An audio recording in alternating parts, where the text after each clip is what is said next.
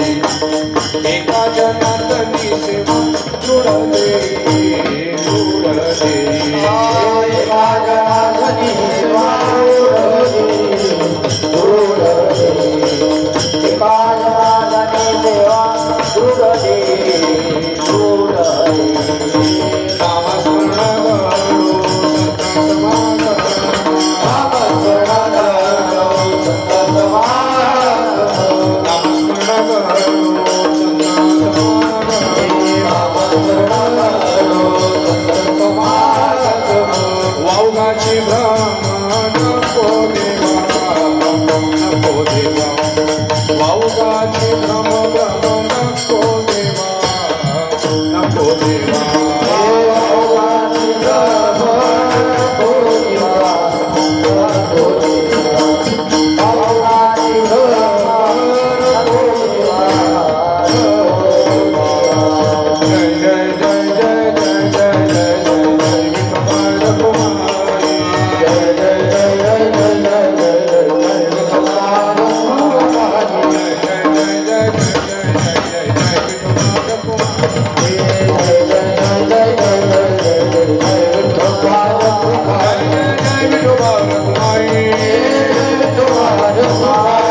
जय जय विठ्ठल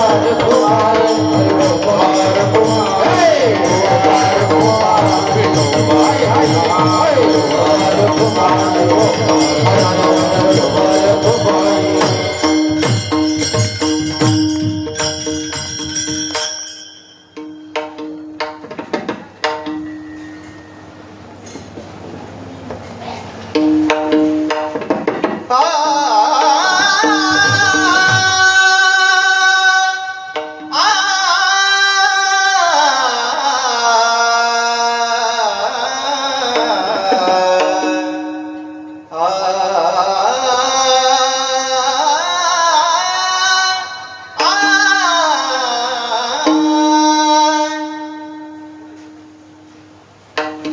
देवा माझे मान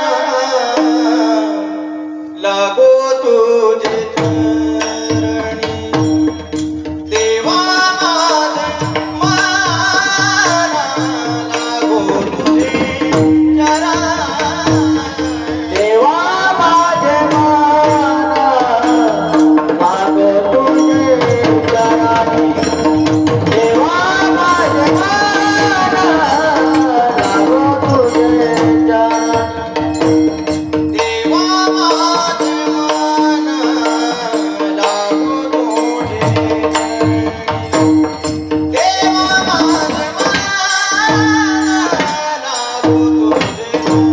चरणी देवा माझे मन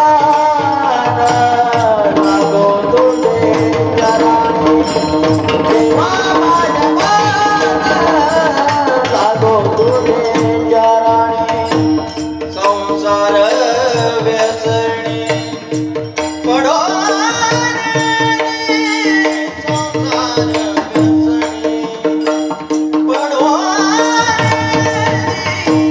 नाम स्मरण करो संत समागम नाम स्मरण करो संत समागम संसार व्यसनी पडो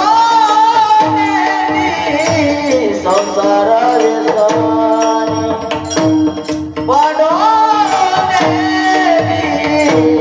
नाम स्मरण करो संत समागम नाम स्मरण करो संत समागम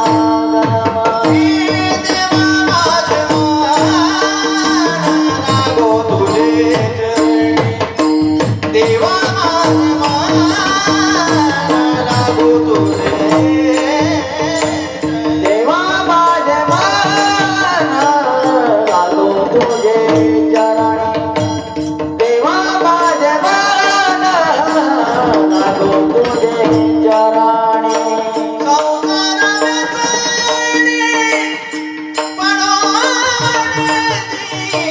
संसार व्यसनी पडो नाम स्मरण करो नाम स्मरण संसार व्यसनी पडो संसार व्यसनी पडो नाम स्मरण करो संत समागम नाम स्मरण करो संत समागम भोगाची भ्रम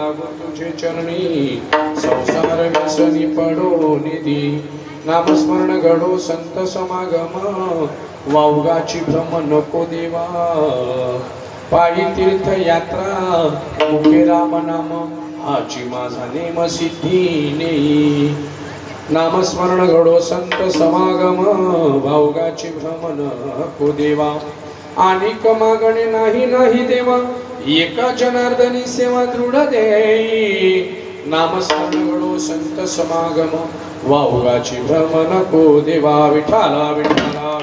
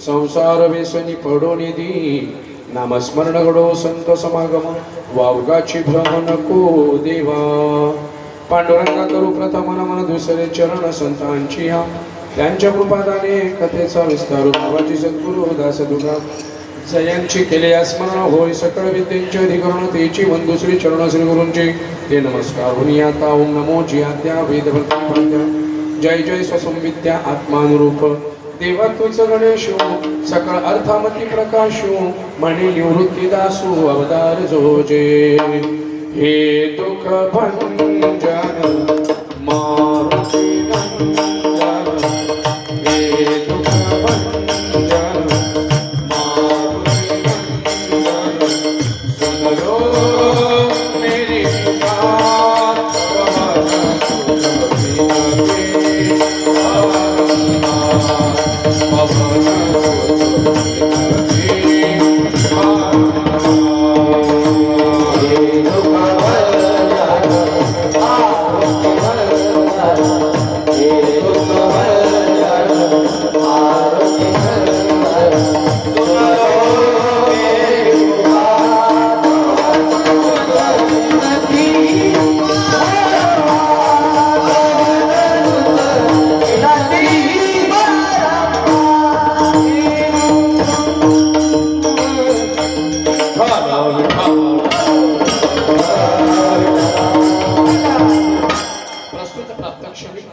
सेवेसाठी मंगलाभंग संत श्रेष्ठ महावैष्णव शांतीचे महामेरू मानले जाणारे पैठण निवासी थोर संत नवे नवे ज्यांनी आधी कर्म केलं आणि नंतर जगाला समजावून सांगितलं असे महान संत संत श्रेष्ठ एकनाथ महाराज यांचा 4 चरणांचा मागणीपर प्रकरणातील देवाकडे काहीतरी मागणारा अत्यंत चिंतनीय गोड असा अभंग समस्त ग्रामस्थ मंडळी मेहरुणकर उपमहानगर त्यातल्या त्यात पाटीलवाडा या परिसरात आज मी हा सेवेसाठी अभंग निवडला आहे विठाल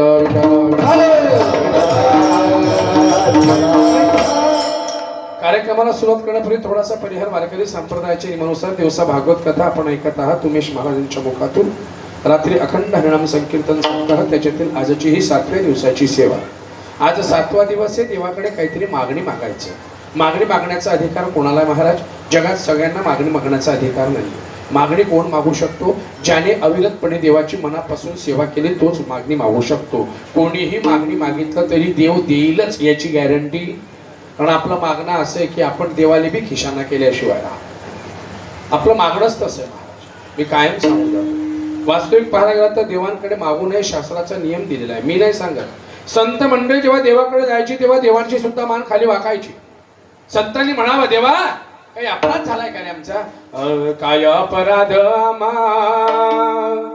काय अपराध झाला पांडुरंगा काय अपराध झाला पांडुरंगा काय अपराध झाला पांडुरंगा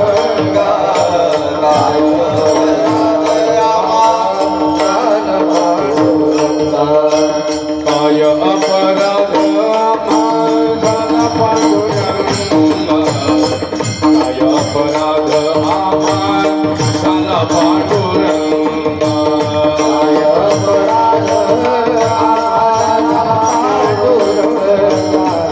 काय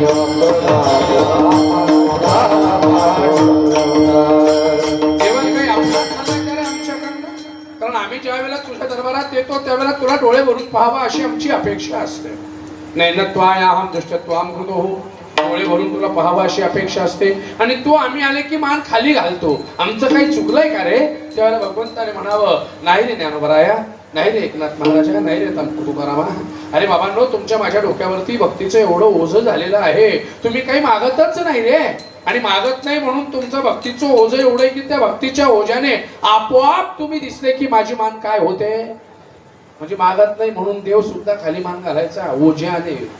शेवटी भगवंताने म्हणावं, तुम्ही मागत नाही म्हणून माझी मान वागते, मग देवा ही मान वर केव्हा होईल? काहीतरी मागा, काहीतरी मागितल्याशिवाय कसं काय चालेल? पण संतांनी म्हणावं, देवा मागायला हरकत नाही रे, पण काही मागणे हे आम्हा अनुचित, काही मागणे हे आम्हा अनुचित, काही मागणे आम्हावचित, काही मागणे आम्हावचित.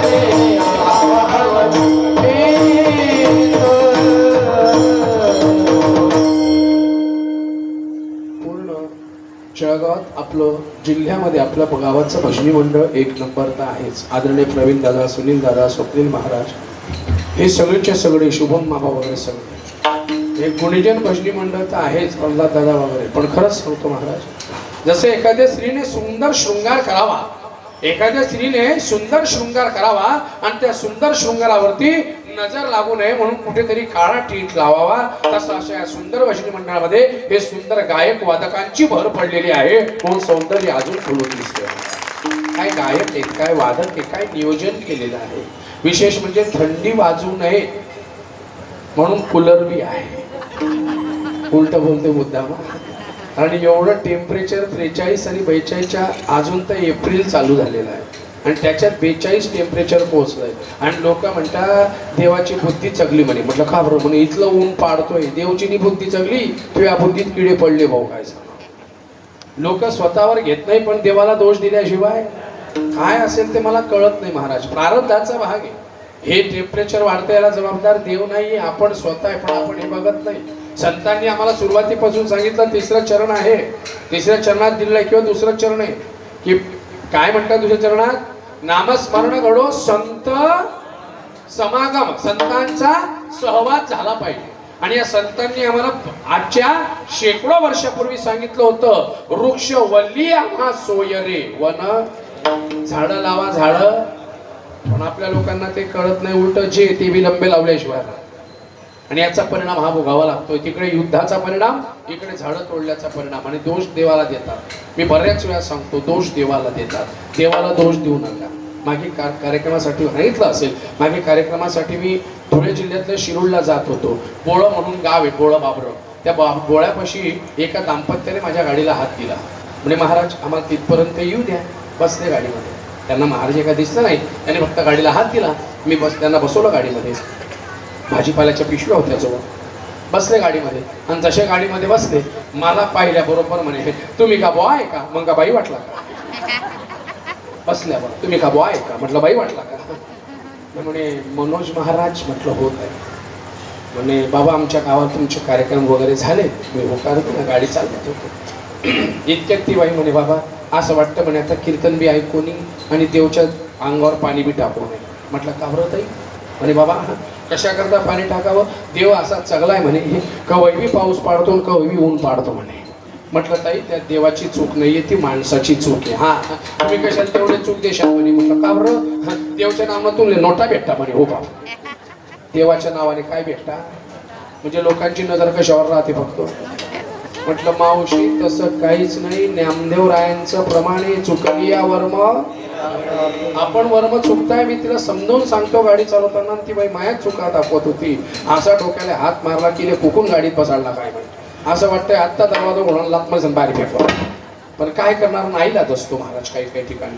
मग मी त्या मावशीला सहज समजून सांगितलं. म्हटलं मावशी खरंच माणसाची चूक आहे, देवाची चूक नाहीये. का बरं सांगतोय? हे मन चंचल आहे म्हणून बोलावं लागतं. अभंगाच्या बाहेर नाही. मन चंचल म्हणून बोलावं लागतंय. मी त्या मावशीला तीनदा समजावून सांगतोय मावशी देवाची चूक नाहीये, चूक माणसाची. ऐकतच नव्हती. शेवटी तिच्या भाषेत बोलावं लागलं. म्हटलं मावशी अगोदर महादेवावर पाणी टाकायला किती बाया जात होत्या? म्हणजे मोजून 1 किंवा 2 जात होत्या. म्हटलं आता? म्हणजे 1 मिनिट बी तो रिकामा राहत नाही.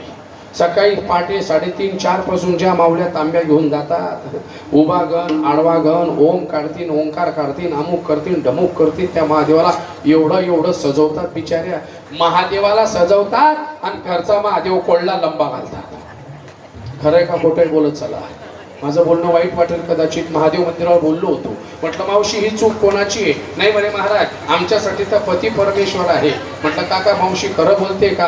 तो डोळ्या मारून म्हणतोय बाबा हाव म्हणा म्हणे. हाव म्हणाल का? पैसा लागताय का? हो बापरे बोला त्याचे. मावशी केव्हाही महादेवावर पाणी टाकतात, नियम दिलाय. म्हटलं जाऊ द्या. चर्चेचा भाग कशा करता सांगतोय.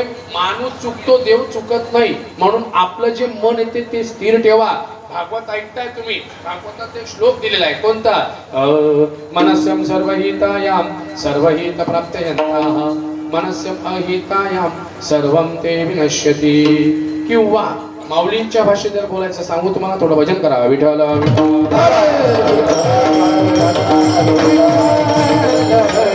माऊलींच्या भाषेत हरिपाठात मोठं गोड प्रमाण दिलंय. मनोमार्गे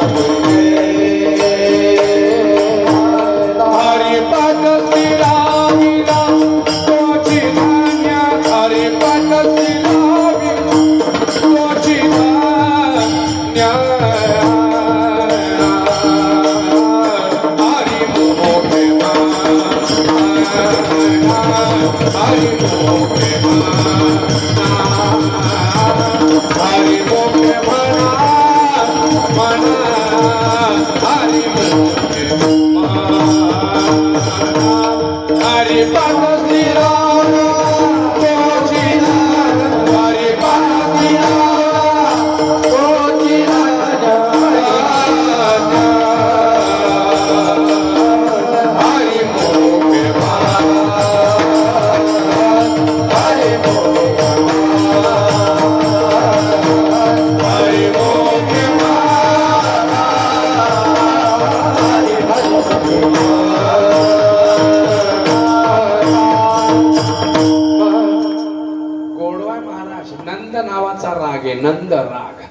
नार नाय ना ना नार नाय ना कशा करता सांगतोय समजून घ्या महाराज. या मनावरती जरा ताबा मिळाला पाहिजे. ज्याने मन खचलं, ज्याचं मन गेलं, शरीर नाही खचलं चालेल पण मन नको खचायला. आणि जो मनाच्या मार्गाने गेला ना, मी सांगतोय म्हणून नाही, कारण हे मन साधं नाहीये. मन चंचलाच्या पडा, मन चंचलाच्या पडा,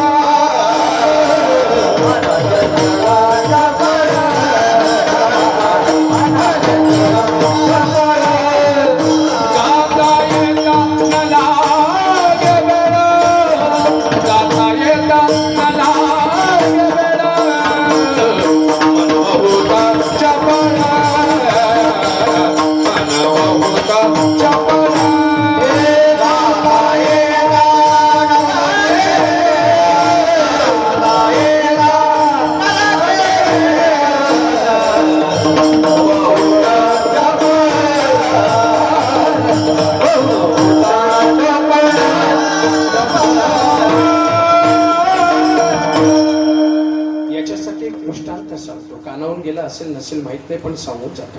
एकदा प्रसंग असा घडलाय. मनस्यम सर्वहितायाम सर्वहित प्राप्तयंताः मनस्यम अहितायाम सर्वम ते विनश्यतिः. नीट ऐका महाराज, दृष्टांत किती गोड भागवतातलाच आहे पण ऐकला असेल नसेल माहित नाही सांगून जातो.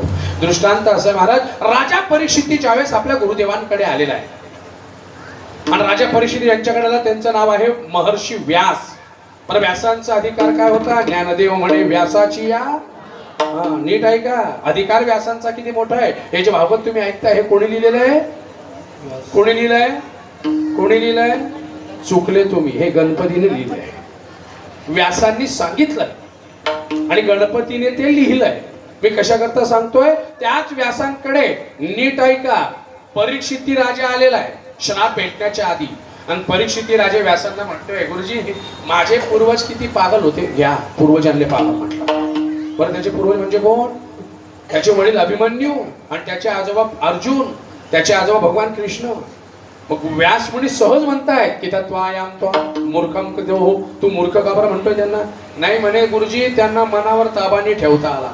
पितामह भीष्मांसारखा माणूस आणि 18 दिवस बाणांच्या शय्येवर पडला. आणि मग काय सांगू महाराज, मन ताब्यात पाहिजे. व्यास मुनी म्हणे, भाऊ जो इथला वच वच करतो त्याचा फुगा मी फोडल्याशिवाय. ऐकताय सगळे? देव म्हटले एक काम करा. महर्षी व्यास म्हणताय, ठीक आहे राजा, तुला असं वाटतंय ना मनावर ताबा मिळतो, मी तुला एक सांगतो ऐक. आजच्या 7 दिवसांनी बोलत चला, आजच्या 7 दिवसांनी तुझ्या नगरीमध्ये एक मनुष्य घोडा विकायला येईल. तू तो घोडा घ्यायचा. बोला ना फटाफट, हो किंवा नाही तर बोला.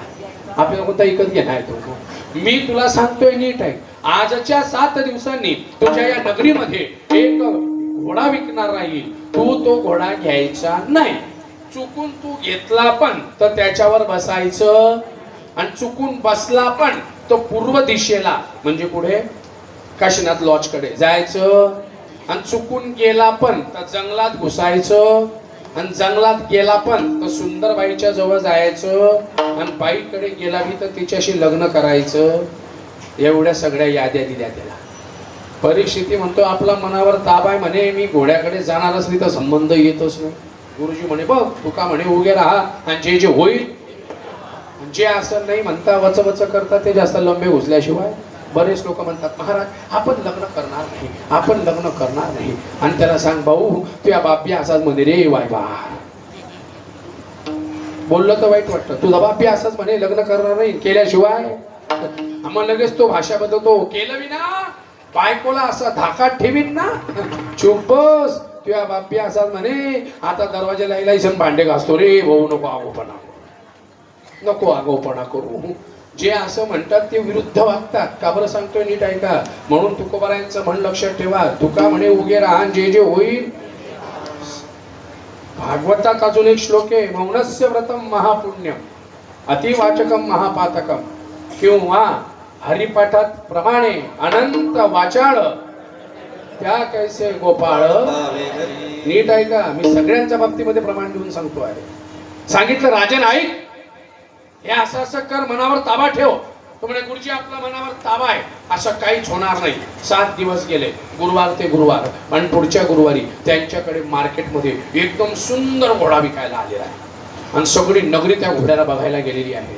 आणि इतक्या सगळे राजाला सांगताय, परीक्षिती राजा, आपल्या या राज्यामध्ये, आपल्या या सुंदर पाटीलवाड्यामध्ये एक सुंदर घोडा आलेला आहे. राजा म्हणे मी तो घोडा घेणार नाही. मग मंत्री म्हणतायत नको घेऊ घोडा, पण कमीत कमी नको बसू त्याच्यावर, पण घोडा घे आणि आपल्या तबेल्यात बांधून ठेव, मनाला वीर एवढा सुंदर घोडा राजाकडे, म्हणजे राजा किती मालदार असेल असं. म्हणजे ठीक आहे, घेऊन टाका म्हणे वो घोडा. आणि राजाने 100 सोन्याच्या मोहरा दिल्या आणि घोडा विकत घेतला, आपल्या तबेल्यात बांधला. एके दिवशी 1-2 दिवस गेले, गुरुवारी घोडा घेतला. शुक्रवार शनिवारच्या दिवशी राजा सहज तबेल्याकडे गेला. राजाला तो सुंदर घोडा दिसला आणि राजाचं मन फाकलं. कालपर्यंत जो घोड्यावर बसायचं नाही म्हणे, आता तो राजा म्हणतोय गड्या आपण एक चक्कर घोड्याचा मारू. आणि आपले गुरुजी काय बोलले, पूर्वेकडे जायचं नाही, म्हणजे काशीनाथ लॉज कडे जायचं नाही, पण पिपरायला तर पडलं तर काय फरक पडतोय. ऐकताय सगळे. आणि घोड्यावर बसला आणि कुणीकडे जात होता तो घोडा, इथून असा असा जात जात नीट आहे का पंपापर्यंत बरोबर गेला. आणि त्यानं पंपापासून जो आपला फाका फाटवला, डायरेक्ट कुणीकडे फाकलाय, तो पूर्वेकडे जातो आहे. राजा त्याला म्हणजे लगाम ताणतो त्याची, पण घोडा ऐकायला तयार नाही. आज पूर्वेकडे जंगलात गेलेला आहे. आता राजाचा जीव थोडा चंचल होऊ लागला आणि मग तो राजा म्हणतो आहे, अरे बापरे, आता हा जंगलात चाललाय, पण होऊ द्या जाऊ द्या जंगलात, माझ्या मनावर माझा ताबा आहे. जंगलामध्ये किती बी सुंदर बाई दिसली तर मी बघणार नाही. महाराज जंगलात गेला आणि जसा त्या घोड्याने जंगलामध्ये सुंदर बाई दिसली, घोड्याने त्याला खाली पाडला. तो खाली पडला, हाताची जखम पुसू लागला. इतक्यात एक सुंदर स्त्री आली आणि तिने त्याच्या हाताला लगेच 2-4 पाने जडबुटी तोडल्या, त्याच्या हाताला मलम लावला. आणि राजाच्या मनात त्या बाईबद्दल काय निर्माण झालं कळतंय सगळ्यांना? झोपलंय का कोणी? जो राजा घोडा घ्यायचं नाही म्हणे त्याने घोडा घेतला, बसायचं नाही म्हणे घोड्यावर, पूर्वीकडे जाणार नाही म्हणे, पूर्वीकडे बाईकडे पाहणार नाही म्हणे, बाईकडे. हळूच कशी ती बाई राजाला मलम लावून राजा म्हणतोय, बाई तुझे उपकार झाले, घोड्याकडे जायला लागला. इतक्यात ती बाई ढसाढसा रडू लागली. आता बाईची दात रडायला लागली म्हणजे चांगल्या चांगल्याचा पाजर फुटल्याशिवाय. राजा त्या बाईला म्हणतोय, तू का बरं रडते बाई? म्हणे काय करू, एवढ्या मोठ्या जंगलामध्ये मी एकटी आहे आणि तुमच्यासारखा एवढा सुंदर ज्ञानवान गुणवान धनवान राजा मला सोडून जातो आहे, माझं आयुष्य काय कामाचं आहे. जायच्या पहिले एक काम करा, तलवार घ्या मला खुपसान मारून तरी टाका म्हणे. राजा म्हणे दुसरं काही कारण नाहीये का? एकच कारण आहे, एक तर मला मारून टाका, नाही तर माझ्याशी लग्न तरी करा म्हणे. हो बापरे, अटकला की नाही?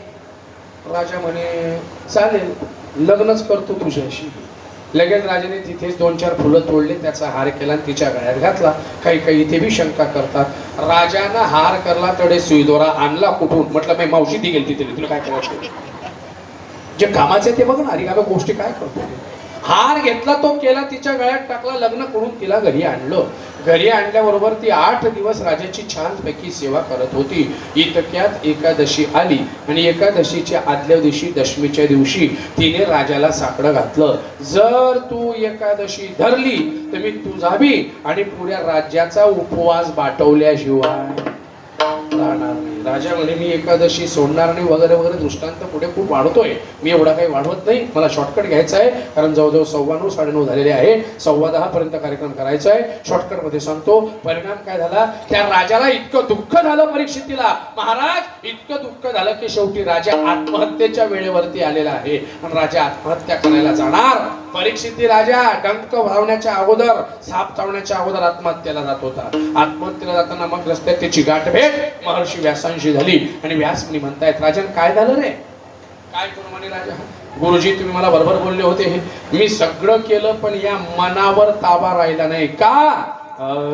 मन वडाय वडाय उभ्या पिकात डोल, किती हाकला हाकला फिरी येत पिकावर.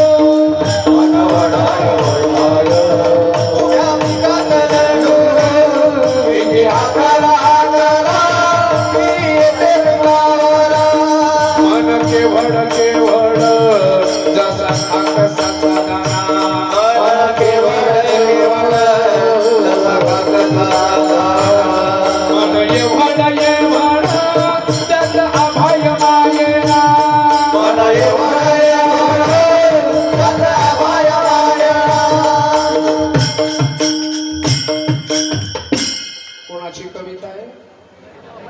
तुम्ही शिकल्या होत्या? शिकल्या नाहीये, अनाडी होत्या, पण कविता किती विद्वान आहे पहा. चांगल्या चांगल्याच्या धुमाडीत लंबी घाली. खाकस म्हणजे काय? आपण शहरातले नाही, खेड्यातले आपल्याला माहिती आहे खाकस म्हणजे काय. एकाला विचारलं खाकस म्हणजे काय, म्हणे खास सुटते तरी खाकस मध्ये आवरी वायवा. येत नाही पण काही बी चोंबडेपणा केल्याशिवाय. आणि आजकाल असंच होतंय, जे येत नाही तेच पुढे पुढे पाहतो आणि जे चालतं ते मागेच थांबतंय. काय सांगू तुम्हाला, परिस्थिती मोठी गंभीर आहे महाराज. का सांगतोय समजून घ्या. मन मोठं चंचल आहे आणि त्या टायमाला परीक्षिती शरण गेलाय. गुरुजी मी या मनाच्या मार्गे गेला, मनमार्गे गेला. याच्यासाठी काय करा, एकनाथ महाराज सांगतायत म्हणून एकच काम करा. हे जे मन आहे ना, एके तिकडे फाकू देऊ नका महाराज. या मनाला एकच काम करा, याची योग्य जागा दाखवा. आणि याची योग्य जागा कुठे? भगवंताच्या चरणावरती आहे. अभंग देवा माझे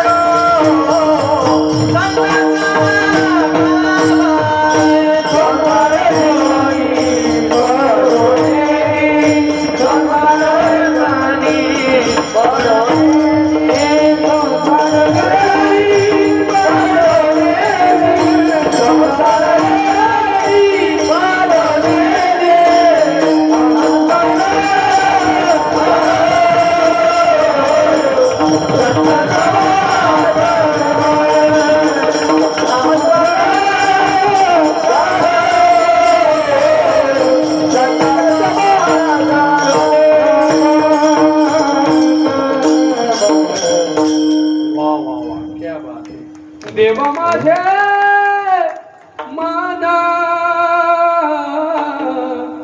लागो तुझे चरणी संसार व्यसनी पडो नेदी. देवा माझं मन तुझ्या चरणावर लागू दे. कारण का? देवाच्या पायात काय ताकद आहे? ऐका, यश श्री औदार्य ज्ञान वैराग्य ऐश्वर्य साही गुणवर्य वसती चेत म्हणून तो भगवान. यशे थोरविला मारुती विभीषण केला लंकापती. औदार्य देवरी कर्णा हाती कीर्ती दिगांती फिरविली. देवाच्या पायात काय ताकद आहे महाराज? विटेवरी ज्याची पाऊले सबा,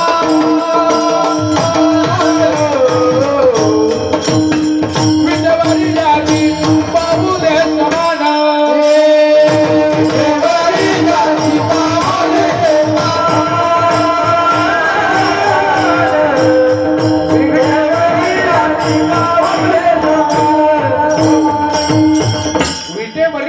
पाऊले समान तोची एक दान. एवढा दानशूर आहे माझा भगवंत महाराज. त्याच्या पायात 6 गुण आहेत. कोणकोणते? ऐका. यश, यश नावाचा पहिलाच गुण देवाने कोणाला दिलाय? यशे थोरविला मारुती.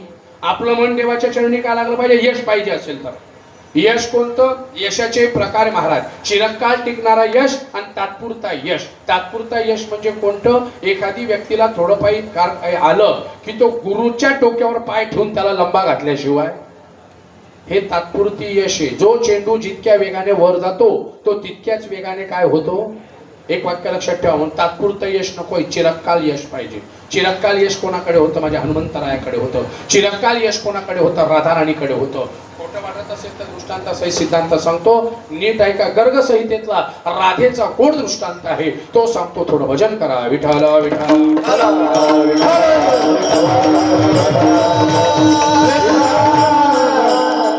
महाराज भगवान गोपाळ कृष्णाच्या निस्सीम भक्तांमध्ये सगळ्यात महत्वाचं जर कोणी असेल तर तिचं नाव राधा होतं. रोज भगवान कृष्ण आणि राधा एकमेकांना भेटायचे आणि राधा भेटल्यावर सगळ्यात पहिले कृष्णाच्या पायाचं दर्शन घ्यायची. नीट ऐका बरं. कशाचं दर्शन घ्यायची? देवाच्या. कारण देवाच्या पायाची ताकद ही राधेला माहिती होती. राधेने रोज भगवंताच्या पायाचं दर्शन घ्यावं. एके दिवशी भगवंताची निस्सीम भक्ती करणारी इकडे जशी राधा होती तशीच तिकडे कंसाच्या नगरीमध्ये मथुरेमध्ये एक व्यक्ती होता आणि तो राक्षसी प्रवृत्तीचा होता. राक्षसी म्हणजे का बरं? फक्त भोगवादी होता आणि त्याला असं वाटत होतं की राधा मला भेटली पाहिजे. म्हणून तो एका टायमाला दोघांची भक्ती करायचा. एक भगवान कृष्णाची पण आणि मनातल्या मनात राधेची पण. म्हणून त्याने एके दिवशी माझ्या भगवान कृष्णाला साकडं घातलं. काय म्हटलं त्याने? कन्हैया, मी एवढी तुझी भक्ती करतो, तू एकदाही मला प्रसन्न होत नाही. कान्हैया रे, कान्हैया रे, कान्हैया रे, जग जेठी. एकदा तरी भेट दिली ना रे कन्हैया मला. आणि देव त्याच्याकडे गेला. देवाने भेट दिली. काय पाहिजे तुला? म्हणजे देवा, माझी एकच इच्छा आहे, एकदा तरी राधेने मला करकचून मिठी मारावी. या भाषा कळते ना? राधाने मला हग करावं, मिठी मारावी, एवढीच माझी इच्छा आहे. भगवंत म्हटला, अरे मूर्खपणा करू नको बाबा. ऐक, तू कितीही प्रयत्न केला तरी खरं प्रेम आपल्या खऱ्या व्यक्तीला ओळखल्याशिवाय राहत नाही. राधा तुला मिठी मारणार नाही, पण राधेला जर खरं माहिती पडलं तर तू मेल्याशिवाय. तो म्हणे, तुला काय करायचंय देवा? मी जर खराच तुझा भक्त असेल तर तू मला एकदा फक्त परमिशन दे. आणि कशी परमिशन दे? ऐका, परमिशन अशी दे की मला राधेला भेटण्यासाठी मी माझं शरीर वापरणार नाही. मी तू बनून राधे समोर गेल्याशिवाय राहणार. म्हणजे कळत येईल तुम्हाला? म्हणजे मी नाहीये. मी जरी राक्षस असला तरी मी काय म्हणून जाईन राधेसमोर? गोपाळ कृष्ण म्हणून जाईल. देव म्हणे, तू कृष्ण म्हणून जाय, काही एखादी बाई म्हणून जाय, पण जर तुला विनाशकाले ऐकतच नाही. काही ना किती सांगा तरी नाही ऐकते. पटकीचे पुढे शिंदडीचे प्रमाणनाथांचं माझं प्रमाण नाही महाराज. म्हणून सांगतोय महाराज, ऐका काय घडलं. ऐकलंच नाही. भगवान कृष्ण म्हटले, ठीक आहे, मी तुला एक लास्ट चान्स, शेवटची संधी देतो. नाही ऐकते तू बघ. भगवंताने जोरात कदंबाच्या झाडाखाली उभं राहून, डोंगराच्या बाजूला कदंबाचं झाड होतं, खाली असा भरपूर मोठा डोंगर होता, आणि देवाने कदंबाच्या झाडापाशी उभं राहून सुंदर बासरी वाजवली. आणि बासरी वाजवल्याबरोबर राधा धावत धावत आली. आता राधा समोर येताना दिसली आणि माझा कृष्ण तिथून अदृश्य झाला. आणि भगवंताने त्या राक्षसाला सांगितलं की तू माझं रूप घेऊन इथे उभा राहा, आणि जशी राधा येईल बघ म्हणे काय होतंय ते. अजूनही सांगतोय, आई मरशील. तो म्हणे काही फरक पडत नाही. महाराज, त्याने कृष्णाचं रूप घेतलं आणि जशी राधा जवळ आली, इतक्यात राधा जवळ आल्यावरती हा त्या राधेला दोघेही हात असे करून म्हणतो, ये माझ्या बाहुपाशात. राधा मनात म्हणते आहे, आतापर्यंत कृष्णाने कधी त्याचे हात असे पसरवले नाहीये. शाहरुख खानच्या जातीचा दिसतोय म्हणे. हात असे असे केले, हा माझा कृष्ण नसावा. पण बघू पुढे जाऊ. तरी सुद्धा राधा राणी आली आणि नियमाप्रमाणे राधा राणीने सगळ्यात पहिला नमस्कार, मी पहिलेच सांगितला, कुठे करायची राधा नमस्कार? पहिले चरणामध्ये. नीट ऐकून घ्या. ऐका. यश यश यश श्री औदार्य ज्ञान वैराग्य ऐश्वर्य साही गुणवर्य वसती जेतो, म्हणून तो भगवंत. भगवंत कशासाठी? तो त्याच्या पायात हे गुण. राधा नमस्कार करायला गेली. नमस्कार करत असताना राधेने नमस्कार करताना माझ्या कृष्णाने दोन्ही पावलं काय करावी? विटेवरी ज्याची पावले, याने पावले समान नाही केली. हा पाय मागे पुढे करून सांगतोय, अगं नमस्कार नंतर कर, पहिले मला मिठी मार. आता हिला डाऊट आला, हा नक्की कृष्ण नाहीये. करावं काय. ती उठली आणि ती सांगू लागली, बघ मूर्खपणा करू नको, तू माझा कृष्ण नाहीये. अगं असं काय करते, मीच तुझा कृष्ण आहे, ये ना एकदा तर माझी इच्छा पूर्ण कर, माझी मिठी मार. शेवटी राधेला राग आला. डोंगराच्या बाजूला राधा अशी मागे मागे सरकत गेली. सरकता सरकता बघितलं, राधेने तोंड फिरवलं आणि तो तिला हात लावणार इतक्यात राधेने जोरात धक्का दिला. आणि जसा धक्का दिला तो डोंगरावरून खाली पडला आणि पडता पडता मरता मरता त्याच्या तोंडात एकच वाक्य होतं, श्रीकृष्ण गोविंद हे नाथ नारायण.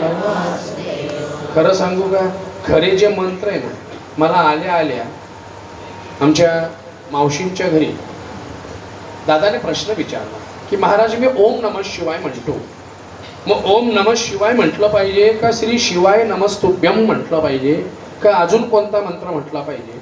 मी त्याला स्पष्ट सांगितलं, ऐक, श्री शिवाय नमस्तुभ्यम नावाचा कोणताच मंत्र शिव महापुराणात दिलेला नाहीये, पण ओम नमः शिवाय नावाचा मंत्र शिव महापुराणात दिलाय. याला पंचाक्षरी मंत्र म्हणतात. नागेंद्रहाराय त्रिलोचनाय भस्मांगरागाय. नीट ऐका, मी कशा करता सांगतोय. खरा मंत्र ओम नमः हाच आहे. ओम नमः श्री शिवाय नमस्तुभ्यम म्हटल्यावर पाप पडणार नाही, पण ओम नमः शिवाय म्हटल्यावरती अनंत जन्माचं पुण्य भेटल्याशिवाय राहणार नाही. म्हणून खरा मंत्र ओम नमः शिवाय आहे. तसं खरा मंत्र श्रीकृष्ण गोविंद हे नाथ नारायण. राक्षस मरतोय महाराज आणि त्या राक्षसाचं नाव होतं, ऐकून ठेवा, खूप कामाचं आहे. त्या राक्षसाचं नाव होतं कपटासूर. काय नाव होतं त्याचं? कपटासूर. नावाहून लक्षात येईल तू किती कपटी होता. काही काही इतके कपटी असतात, जीच खाली में खाते ओसी में छेद करते. हा त्याच्यातला होता. ज्या कृष्णाची भक्ती करत होता त्याच्याच राधेवर याचा वाईट टोळा होता. म्हणून माझ्या कृष्णाने त्याला शिक्षा घडवली. मरताना सुद्धा त्याच्या तोंडात एकच होतं, श्रीकृष्ण गोविंद हरे. आणि त्या टायमाला कृष्ण त्याच्या समोर प्रगटले. प्रगट भयो भगवान. शिव समोर प्रगटला आणि देव सांगतोय, काय झालं शक्तासुरा, आपलं काय झालं म्हणते तुला कपटासुरा. कपटासूर म्हणतोय, देवा खरंच तू बरोबर बोलला होता. देवा अरे राधेचं मनात पाप नाहीये, राधा तुझ्यावर खरं प्रेम करते, मी पाप घेतलं म्हणून माझं मरण आलं. मग देवा राधेने मला कस काय ओळखलं. तेव्हा भगवंत सांगतायत, ज्याचं चित्त माझ्या पायात राहतं, ज्याचं मन माझ्या पायात राहतं, तो कधीच मी संकटात पडू देत नाही. ही ताकद माझ्या पायामध्ये आहे म्हणे. म्हणून ऐका यश. म्हणून देवा माझे मन लागो तुझे. याच्यातले दोन शब्द महत्वाचे आले, चरण आणि मन. मनाबद्दल बोललो, चरणाबद्दल पण बोललोय. यश नावाचं गुण देवाने हनुमंताला दिलाय. किती यश दिलं होतं महाराज, जरा रामायण उघडा, रामायणात दिलेलं आहे. जय हनुमान ज्ञान गुण सागर, जय कपीस तिहु लोक उजागर, रामदूत अतुलित बल धामा, अंजनी पुत्र पवन. ऐकताय सगळे? दृष्टांत रामायणातला सांगतो, एक मोठा गोड दृष्टांत आहे रामायणातला. किती यश दिलंय हनुमंताला त्याच्यावरचा दृष्टांत सांगतो. पण थोडं भजन करा. विठाला विठाला विठाला.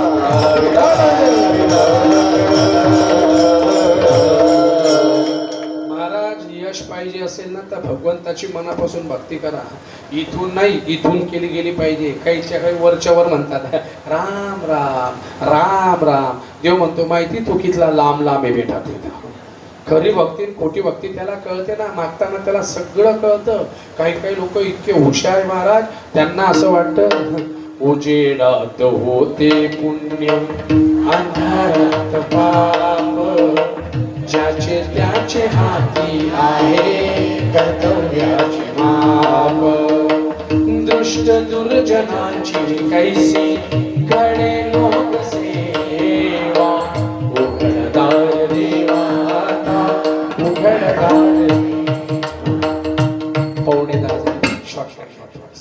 कशा करता सांगतोय, टायमाच्या हिशोबाने नाही सांगत. मूळ मुद्दा मला असा सांगायचा आहे, देवाला सगळं कळतं. तुम्ही कितीही उजेडात आणि कितीही अंधारात पुण्य करा का पाप करा, भगवंताला सगळं कळतं. कारण तुमचं मन त्याला सगळंच्या सगळं माहिती आहे. मग काय काय म्हणतील त्याला कळतं, थांबवत का नाही, प्रयत्न करतो ना. रामायणातला दृष्टांत आहे महाराज. यश नावाचा गुण हनुमंताला दिलेला आहे. किती यश दिलं हनुमंताला? साधा दृष्टांत सांगतो. ज्या वेळेला रावण मारला गेलेला, रावण मारला गेला, लंका जिंकली, बिभीषणाला दिली. मग राम प्रभू म्हटलेले आहेत की चला आपण आता घरी जाऊ. बिभीषण म्हटला देवा पायी पायी पायी पायी जाऊ नका, माझ्या पुष्पक नावाच्या विमानात बसा. म्हणजे त्या टायमाला बी विमान होतं, बरोबर, त्या टायमालाही विमान होतं. पण आपले लोक ह्या गोष्टीवर विश्वास ठेवत नाही. सोडून द्या, जो ठेवीत तो भाग्यवान, जो नाही ठेवीत तो महाभाग्यवान. जाऊ द्या, आपल्याला काय करायचं, चांगलं लोकांना चालत नाही. महाराज पुष्पक विमानात बसले आणि विमान उडता उडता उडता उडता लंकेतून असं आलं आणि येता येता धुळ्यापर्यंत आलं. सुरत मार्गे तिकून आलं, धुळ्यापर्यंत आलं. आणि धुळ्यापर्यंत आल्यानंतर नीट ऐका, हनुमंतरायाने विनंती केली. हनुमंतराय म्हणताय राम प्रभू माझी अशी इच्छा आहे की जाताना माझी आई अंजनी माता, नीट ऐका, अंजनी पर्वतावर मला बोलली होती की जर चुकून तुझा राम प्रभूंचा चांगला संबंध असला तर रामाला मला भेटायला घरी घेऊन ये. बोला बोला, कुठे? रामाला भेटायला घेऊन ये. कुठे? आता आपण रामाकडे गेले पाहिजे का राम आपल्याकडे आला पाहिजे? हा, ऐसी मग सांगू का, ऐसा कर घर आवे ना, ऐसा कर घर. कशा करता सांगतोय? मन आणि यश, देवाचं चरण. हनुमंतरायाची विनंती ऐकली, लगेच विमान फाकवलं. अंजनी पर्वतावरती गेले. नाशिक जिल्ह्यामध्ये अंजनी पर्वत आहे, नीट बघून गेला. हनुमंताचा जन्म तिथे. पर्वतावर गेल्याबरोबर विमान उतरलं. हनुमंतराय धावत धावत आले आणि हनुमंत म्हणताय आई आई, ज्याची तू भक्ती करत होती, ज्याच्याकडे पाहून तू पाणी देत होती, ज्याच्याकडे पाहून तू पूजन करत होती, त्या मूर्तीतला राम आज प्रत्यक्ष तुला भेटायला आलेला आहे. बघ माझ्या रामाला भेटून घे. असं म्हटल्याबरोबर सांगतायत राम एकटे नाही आई, रामासोबत कोण कोण आहे? श्रीराम जानकी, राम पण आहे जानकी पण आहे आणि ते सगळे आलेले. चल लवकर. आईला एवढा आनंद, लगेच फुलं तोडले, पाकळ्या केल्या, रामाच्या अंगावर पाकळ्या टाकते आहे. राम लक्ष्मण सीता तिघी माता अंजनीच्या घरात आलेले. अंजनी मातेने त्यांचं औक्षण केलं, त्यांचं छानपैकी कांजी पाणी केलं, नमस्कार केला. राम प्रभू घरात आले. इतक्यात माता अंजनीला, नीट ऐका, माता अंजनीला हात जोडून राम प्रभू तिच्या काय पडू लागले? कोणाच्या? कोण पाया पडतय? पाय कोणाच्या पडल्या पाहिजे? रामाच्या. कोणी? इथे कोण पाया पडतय? अंजनी मातेच्या डोळ्यात पाणी आलं. अंजनी माता म्हणते अरे रामा तुझ्या पाया पडल्या पाहिजे, तू माझ्या पाया का पडतोय? त्यावेळेला माता अंजनीला हनुमंतरायाच्या समोर राम प्रभू सांगतायत हे अंजनी माता, हा नमस्कार त्या अंजनी मातेला नाहीये जी आमच्या समोर भक्त म्हणून उभी आहे. हा नमस्कार त्या अंजनी मातेला आहे की ज्या अंजनी मातेने हनुमंतासारखा वीर पुत्र जन्माला घातलाय. हा तिला नमस्कार आहे. का बरं? जर आज हनुमंत नसता तर राम आणि सीता एकमेकांना भेटले. ज्याने सीता शोध केली राम सीता भेटवली. प्रमाणासहित बोलतोय. ऐसा मारुती उपकारी तुका लोळे. नीट ऐका, ज्याने सीता शोध केली. या हनुमंताचे उपकार आहे आई. आणि तो हनुमंत जर एवढा पवित्र आहे तर त्याची आई कशी असेल? म्हणून मी तिला साष्टांग नमस्कार केलेला आहे. त्या टायमाला माता म्हणते आहे रामा माझी एकच इच्छा आहे, जगातली कोणती धन देऊ नको, पण माझा हनुमंत जे मागेल ते त्याला दे. आणि मग विचारला हनुमंता बेटा तुला काय पाहिजे रे? हनुमंतराय रामाच्या पायाजवळ जाऊन सांगताय माझी एवढी एकच इच्छा आहे. कोणती? देवा माझे मन लागो. पुढे लागलं पाहिजे माझं मन. आणि संसार व्यसनी. इथे बी काही काही इतके शंका जन्माला घालतात. तुम्हाला माहिती असेल नसेल माहित नाही, रामायण जरा एकदा मनापासून ऐका म्हणून सांगून जातो. रामायणात वर्णन केलेलं आहे हनुमंतरायाचं लग्न झालं होतं. बरं, हनुमंतरायाचं लग्न झालंय, लग्न झालेलं आहे, होय झालेलं आहे. पण कसं झालं होतं नाव सांगून जाऊ. अगदी शॉर्टकट मध्ये लग्न, म्हणजे संसारा करता नाही. नीट ऐका, 14 विद्या शिकाव्या लागतात. 14 विद्या आणि 64. 14 विद्या शिकताना 6 विद्या ब्रह्मचारी होऊन शिकाव्या लागतात. 6 विद्या ब्रह्मचारी होऊन शिकता येतात. पण उरलेल्या 8 विद्या याच्यासाठी लग्न करावंच लागतं. आणि लग्न जर केलं नाही तर 8 विद्या शिकता येत नाही. मग लग्न करायचं होतं. मग हनुमंत म्हणतायत कोणाला? गुरुंना. हनुमंताच्या गुरुचं नाव सूर्यदेव. आणि सूर्यदेवाला म्हणताय गुरुजी मला लग्न करायचंय, पण असं लग्न करायचंय माझी बायको आणि मी आयुष्यभर फक्त नावाला हार घालू, पण आम्ही एकमेकांपासून ब्रह्मचारी राहून विभक्त राहू. त्या टायमाला सूर्यनारायणाने सांगितलं तुला विद्वान मुलगी पाहिजे असेल तर माझ्या पोरगीशी लग्न कर म्हटले. आणि सूर्यनारायणाने लगेच लग्न लावून दिलं हनुमंताचं. हनुमंताने नावाला लग्न केलं बिलकुल. कोणासारखं? मोदी साहेबांसारखं. It's a real fact. Modi साहेबांनी मी लग्न केलं पण बायकोशी संपर्क ठेवलाच नाही. यशोदाबेन नावाची म्हणजे जे लोक नावाला लग्न करतात आणि संसार सोडतात ते बोलते सुखी राहता, पण हे गणित आमले उशिरा माहिती पडलं बघ काय सांगू. तर लोक 2 पोरं बी गेले. आता काय फायदा. विनोदाचा भाग सोडा. कशा करता सांगतोय सुनील भाऊ तुमचा काही संबंध नाही बरं या गोष्टीशी. तर वय निघूद्या मला लंबा घाली बाबा काय सांगा. विनोदाचा भाग सोडा लक्षात घ्या. का? संसाराचा भाग समजून घ्या. मी कशा करता सांगतोय महाराज हनुमंतरायाला 14 विद्या शिकायच्या होत्या आणि म्हणून अष्टसिद्धी नव निधिके दाता असबर दीन जानकी. मी कशा करता हरी सगळं तुम्हाला प्रमाणासहित सांगतोय. मग हनुमंताला विचारलं लग्न का बरं केलं? माझं जे मन आहे ते कुठे लागलं पाहिजे? देवा माझे मन लागो. आणि मग चरणावरती यश. ऐका यश. श्री. श्री म्हणजे संपत्ती. कोणाला दिली? विभीषणाला. औदार्य. औदार्य कोणाला दिलंय? कर्णाला.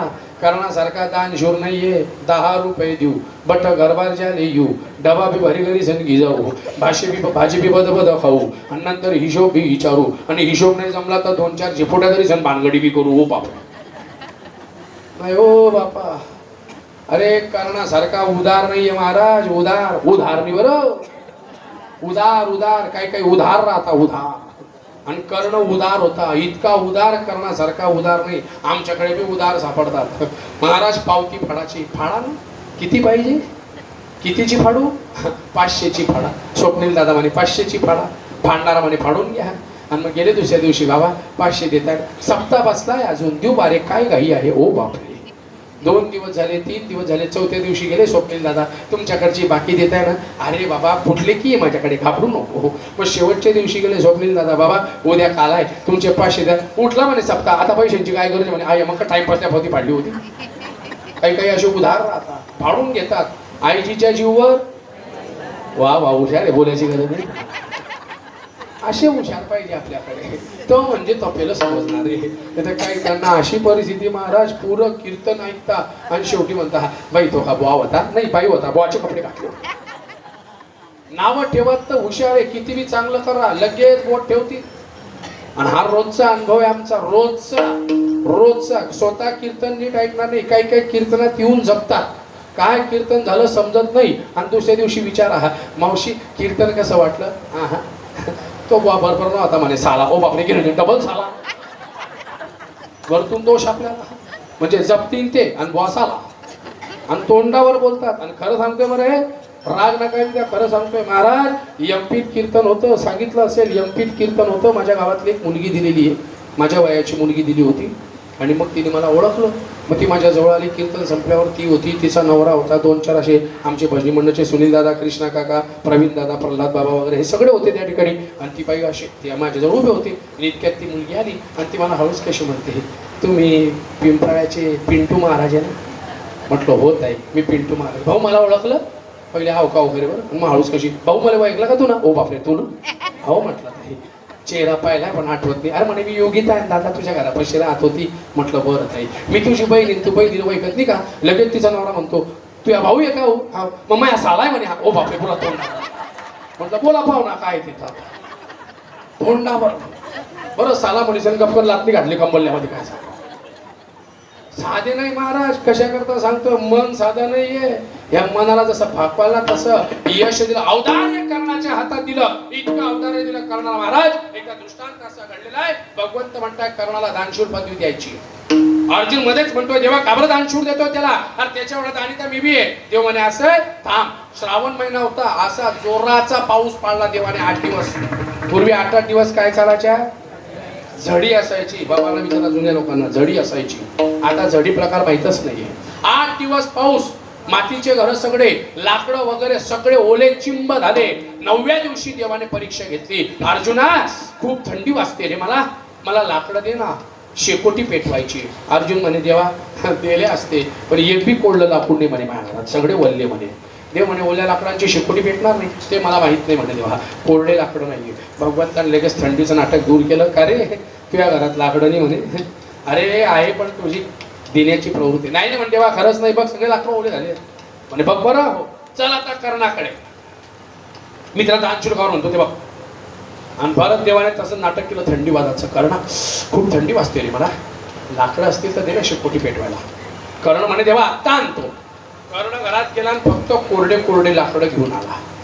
देव म्हणे का रे, सगळ्यांच्या घरातले लाकडं वल्ले झाले, पण तुझ्या घरात कोरडे लाकडं सापडले कस काय? तो म्हणे देवा माझे बी सगळे लाकडं ओले झालेले आहे म्हणे, फक्त एकाच जागेचे लाकडं कोरडे होते म्हणे. देव म्हणे कुठले? मी ज्या पलंगावर झोपतो ना तोच पलंग फक्त कोरडा होता म्हणे. देवा मी तो पलंग तोडून टाकला आणि तुला कोरडे लाकडं दिलेले म्हणे. देव म्हणे का रे, पलंग का बरं तोडला? म्हणे देवा माझ्या झोपेपेक्षा मी झोपतो त्याच्यापेक्षा माझ्या कृष्णाची थंडी जाणं गरजेचं आहे. माझ्या कृष्णाचा उपकार झाले तर मी असे 50 पलंग खरेदी करीन, पण माझ्या कृष्णाला जर काही झालं तर मी काय कामाचं आहे म्हटलं हे शरीर. याच्यासाठी म्हटलेलं आहे महाराज. कशासाठी? उदार ज्याला द्यायचंय ना तो आडून पाहत. काही काही लोक 20 रुपयाचा फोटो देतात मंदिराले. 20 रुपयाचा फोटो, 20 रुपयाचा फोटो देतात, त्याच्यावर 100 रुपयाचं नाव टाकतात. फोटो 20 रुपयाचा, नाव 100 रुपयाचं. अमुक अमुक यांच्या स्मरणार्थ, कैलासवासी अनंत प्रल्हाद कुलकर्णी यांच्या स्मरणार्थ गंगा भागीरथी सुलभा अनंत कुलकर्णी यांच्यातर्फे मनोज महाराजाकडनं मंदिर दान, दोघांनी लंबा घालवा. काय सांगू तुम्हाला, हे दान नाही, दानशूर याला म्हणत नाही. दानशूर भगवंताने ज्यांना ज्यांना केलं त्यांच्यात नावांमध्ये यादीमध्ये बघा का ऐका यशस्वी औदार्य ज्ञान वैराग्य ऐश्वर साही गुणवरे वसती जेत म्हणून तो भगवंत, आणि ते आहे कुठे? माझ्या भगवंताच्या चरणामध्ये आहे. म्हणून देवा माझं एवढंच मागणं आहे तुझ्याकडे, माझं मन तुझ्या चरणावर लागू दे. संसारात पडू नको देऊ का? संसार दुःख मूळ चौकडे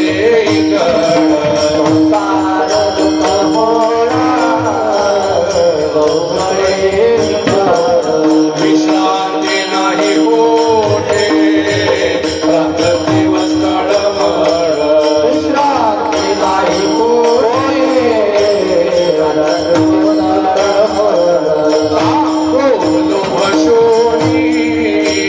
माटे लागले ओढाड. माटे लागले ओढाड. दृष्टी निर्माण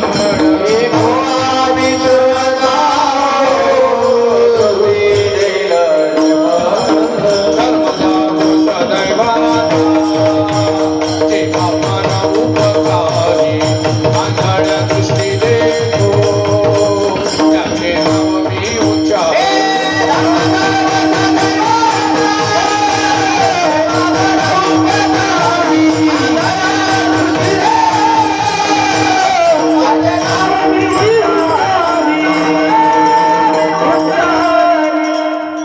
संसार दुःखाचा आहे आणि दुःखाच्या या संसारामध्ये जास्त गुरफटू नका. ज्यांचे लग्न झाले नाही ते म्हणतात लग्न केव्हा होईल, आणि ज्यांचे झाले ते पश्चाताप करतायत. कारण संसार दुःखाचा आहे. संसारी असावे असोनी. एक दृष्टांत मागे दिला होता गणेश पुराणाच्या टायमाला, आठवत असेल तर बघा. यांच्या या 2 टाळकऱ्यांसाठी इथं जोरदार टाळ्या झाल्या पाहिजे. खरंच राम लक्ष्मण कसे छान उभे आहेत आणि 2-2 तास उभे राहतात. आमच्यासारखा तरी उभा राहताना उड्या फाड्या काहीतरी मारीन महाराज, पाय दुखतात. पण बघा ना लहानपणापासून काय संस्कार आहे. असे 4-5 लहान लहान मुलं, आठवत असेल तर बघा, सांगितलंय दृष्टांत. एका गणपतीच्या मंदिराच्या अवतीभोवती खेळत होते बरं का नवनाथ दादा. मंदिराच्या अवतीभोवती खेळत असताना हा मुलगा मंदिरात गेला आणि मंदिरात गणपतीच्या मंदिरात गेला. बाप्पाच्या पोटावरून हात फिरवू लागला आणि म्हणे वाह बाप्पाचं पोट किती छान आहे, अगदी मनोजबाच्या पोटासारखंच मोठं पोट आहे. असं फिरवता फिरवता त्याने पोटावरून बोट फिरवला आणि असं फिरवता फिरवता आपली करंगळी काढली आणि ती करंगळी बाप्पाच्या बिंबीत घातली. जशी बिंबीमध्ये करंगळी घातली, आतमध्ये एक भिंगोटा बसला होता. विंच होता, भिंगोटा होता. आणि त्या भिंगोट्याने करकचून त्याच्या बोटाला काय केला? बोटाची काय हुला. आता रडणार, रडकुंडी चेहरा झाला. इतक्यात त्याचा मित्र जवळ आला आणि याने रडका चेहरा हासरा केला. मग मित्र म्हणे काय झालं रे, काय नाही रे, मध्ये बोट घाल, किती थंड थंड वाटतंय म्हणे. पाय खरंच थंड होतं का? मित्राने बोट घातला, आतमध्ये बिनबोटा त्याला बी चावला. इतक्यात 3-4 मित्र आले, सगळ्या मित्रांना बोट घालायला लावला, सगळ्यांना बिनबोटा चावला, सगळ्यांच्या चेहऱ्यावर रडू येत होतं. इतक्यात शेवटचा म्हणतो आहे, का रे आतमध्ये बोट काबर घालायला लावलं? पहिला म्हणे भाऊ दुःखामध्ये आमचं थोबाड कसं दिसतं तसं तू बी पाहायचं होतं म्हणून बोट घालायला लावलं. तीच परिस्थिती संसाराची आहे. सगळ्यांना माहितीये दुःख बांधवडी आहे हा सुखाचा विचार, तरी सुद्धा संसाराच्या आपण सगळ्याच्या सगळे नादी लागतायत. म्हणून संत सांगतायत देवा हे जे मन आहे ना हे चरणावर लागू दे, संसारात पडू नको देऊ. संसार व्यसनी कोणासारखं आहे? व्यसनासारखं आहे. आता व्यसन कसं असतं? जाऊ दे, आता 10 वाजून गेले नाही तर सांगितलं असतं. व्यसनी माणूस किती का काही असे ना, रात्री 11 वाजता बी उठला ना, 10, 12, 1 वाजता किती बी उठो, जर त्याला व्यसन असेल तर तो लगेच बाहेर येतो. आणि समजा नेमकं तो बाहेर आलाय आणि सुनील दादा, प्रवीण महाराज, प्रवीण दादा वगैरे तिकून येत आहे, हे तसे नाहीये, तरी तो यांच्यापाशी येतो, म्हणतो भाऊ आहे का तुमच्याजवळ? नाही माझ्याजवळ चुना आहे, तुमच्याजवळ या शिंदा अशी लाद घाला कमरामध्ये त्याच्या. आणि काही काही आमचे बुवा लोक म्हणतात भाऊ चुना नाही पण पुडी आहे, चालेल का पुडी? हा गुट खा, गु टखा, ते बी खाता आणि तेल बी देता.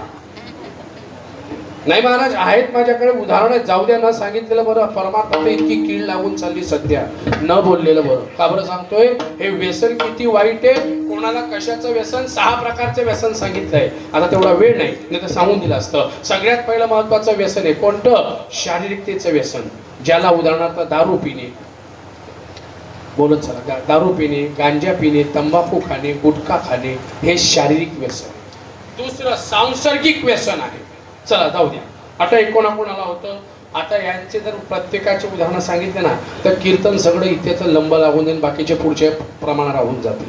म्हणून फक्त एवढं सांगतो की व्यसनाच्या नादी लागू नका. व्यसन धरायचं तर एकच धरा, कबीरजी दोहा करताय, नशा करना है तो ओ नशा क्यों करते हो, जो रात को पियो तो सुबह उतर जाती है. नशा करना है तो नशा क्यों करते हो, जो रात को पियो तो सुबह उतर जाती है. अरे नशा करना है तो भगवान का नशा एक बार करो, जो एक बार करोगे तो जिंदगी भर नहीं उतरता है. तो नशा म्हणजे भगवंताचा नशा. काय सांगावं, असा नशा केला पाहिजे, नाही तर काही काही वेगळा नशा, दम मारो दम, असा नशा काय कामाचा आहे. आणि वरतून आम्हाला म्हणता, आपण जर बोलले ना का हो तुम्ही गांजा पिताय, महाराज बम बम भोले तुम भी तो थोडा पी ले, ओ बापरे बोला. आपल्याला अक्कल शिकवतात आणि वरतून म्हणतात शंकरजी करत होता, हम भोले बाबा के भक्त है. हावरे हावरे, तो भोले बाबा जो होय त्याचा नाक सोडीन तो अपय त्रिशून गल्लो गल्ली काय तुला. भगवंताच्या बाबतीत टिंगल करू नका. का बरं सांगतोय? व्यसन करू नका. या व्यसनाने घर सत्यानाश झाला, कोणाकोणाचा सोडून द्या. नलराजाचा गेला, व्यसन केलं होतं जुगाराचं, पांडवांनी सख्खी बायको पणाला लावली. व्यसन केलं होतं नलराजाने, बायकोला माहेरी सोडावं लागलं. व्यसन केलं होतं दुष्यंताने. जाऊ द्या महाराज, मी सांगतो ना, व्यसन अत्यंत वाईट राहतं. ज्यांनी ज्यांनी केलं, रामायण उघडा त्याच्यात दिलंय, भागवत उघडा त्याच्यात दिलेलं आहे. म्हणून देवा माझं मन तुझ्या चरणी लागू दे. व्यसनामध्ये, संसाराच्या व्यसनात पडू नको दे. अजून काय इच्छा आहे तुझी? देवा मनात नाम घडलं पाहिजे, स्मरण झालं पाहिजे. नावाचेही प्रकार आहे. कोणतं? एकच नाव, राम कृष्ण हरी जय जय राम कृष्ण हरी, राम कृष्ण हरी जय राम कृष्ण हरी जय जय राम कृष्ण हरी, राम कृष्ण हरी राम कृष्ण हरी जय जय राम कृष्ण हरी, राम कृष्ण हरी जय राम कृष्ण हरी जय जय राम कृष्ण हरी, हरी राम कृष्ण हरी जय राम हरी, हरी हरी हरी राम कृष्ण हरी जय जय राम कृष्ण हरी, राम कृष्ण हरी जय जय हरी हरी हरी. नाम घ्यायचं महाराज, इतरत्र नामाच्या नादी लागू नका, या नामाच्या नादी लागा. राम कृष्ण राम कृष्ण राम कृष्ण. का बरं? रामाचं आचरण रघुकुल रीत सदा चली आई, प्राण जाई बर. नुसतं बोलत नाहीये, दृष्टांत सांगतो. सुग्रीव जेव्हा माझ्या रामाला शरण आला आणि सुग्रीवला रामाने सांगितलं काय तुमची व्यथा काय. सुग्रीव सांगू लागला माझी बायको माझ्या भावाने पळवलेली आहे. जा तुमच्या भावाला युद्धाला बोलवा, मी त्याला लपून बाण मारीन. आणि माझा राम लपून बसला. सुग्रीवाने आमंत्रण दिलं. वाली आणि सुग्रीव यांचं युद्ध सुरू झालं. पण दोघही दिसाला एवढे सारखे होते, बिलकुल यांच्यासारखे सेम टू सेम होते. राम चक्रात पडले. याच्यातला वाली कोण आहे सुग्रीव कोण आहे. त्या दिवशी बाण मारला नाही आणि त्या वालीनं सुग्रीवले एकदम उपटी लंबा घातला. अंग दुखलं वालीचं सुग्रीवचं. सुग्रीव पळत पळत घरी आला. म्हणे रामराया तुम्ही असं काय केलं. त्याने मला खूप मारलं, तुम्ही लपून बाण मारणार होते. राम म्हणे अरे बाबा सुग्रीव, अरे तुम्ही इतके सेम टू सेम दिसत होते, मी कोणाला बाण मारावं. मी वाली म्हणून तुम्हाला बाण मारला असताना तुम्ही मेले असते तर कलंक आला असता नावावर. अशी काहीतरी खूण पाहिजे की ज्या खुणेमध्ये मी तुम्हाला दोघांमध्ये ओळख करेन. हनुमंताने लगेचच कोरडी तुळस आणली. ती तुळस तोडली आणि त्या तुळशीची माळ सुग्रीवच्या गळ्यात घातली. मग सुग्रीवाला रामाने वचन दिलं ज्याच्या गळ्यात तुळशीची माळ आहे ते आपलं गिऱ्हाईक आहे, मी त्याला लांबा घालणार नाही. ज्याच्या गळ्यात तुळशीची माळ आहे मी त्याला मारणार नाही. ज्याच्या गळ्यात तुळशीची माळ आहे मी त्याला मारणार नाही. पण ज्याच्या गळ्यात माळ नाही मी लंबा घातल्याशिवाय वाली बरोबर आपला संबंध नाही.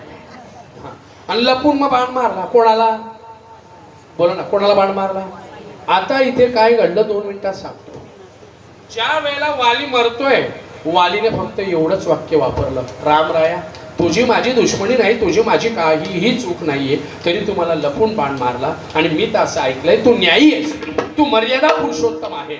या जन्मात तुम्हाला बाण मारला आहे, पण मग देवा वचन दे मला बदला घ्यायचा आहे. मी कसा बदला घेऊ. मी तर आता मरतोय.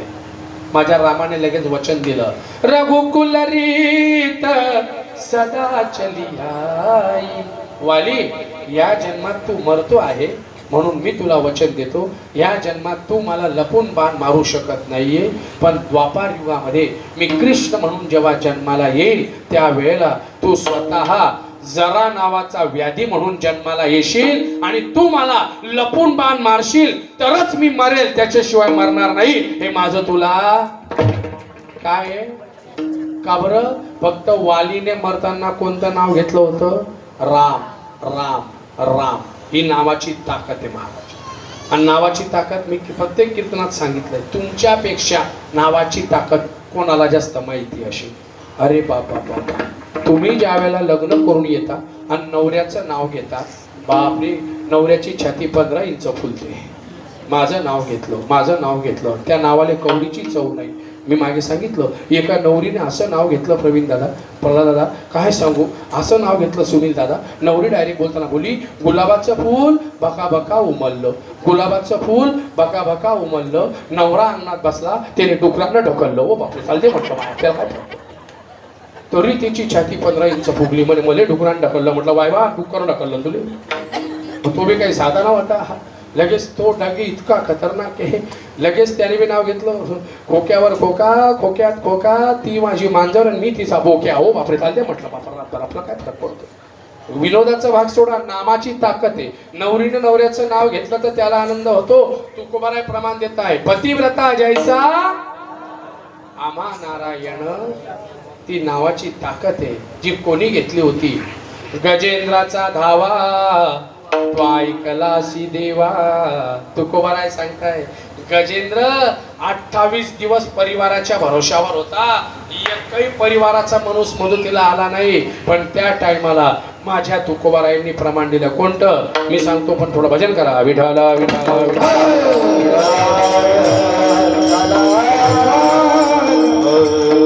तुका म्हणे तुझ सोडवे ना कोणी, तुका म्हणे तुझ सोडवे ना कोणी. एका चक्र पाणी कोण सोडवणार होता त्याला. कोणी सोडवणार नव्हतं. देवाने त्याला सोडवलंय. किंवा दुसरं कोठे गुंतलासी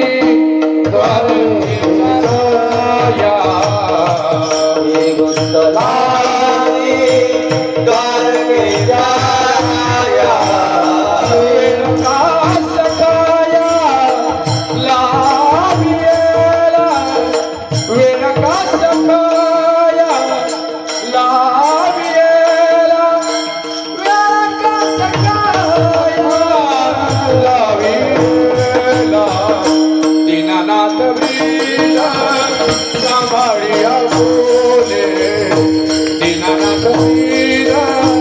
सांभाळिया फुले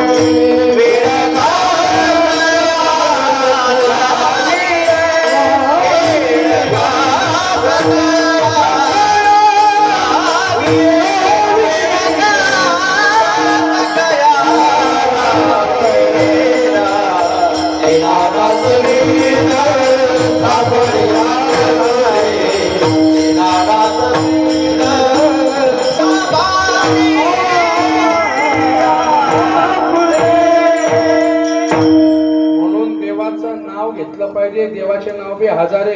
हरी थारो नाम का नाम लिखला कंकोतरी. हजार नाव आहे देवाचे. कोणतं नाव घ्या त्यालाही शास्त्र आहे महाराज. मी म्हणतोय म्हणून नाही, शास्त्रात नियम दिले. देवाचे नाव मध्ये कोणतं नाव घ्यायचंय ते सांगून जाऊ. भजन करा. विठ्ठल विठ्ठल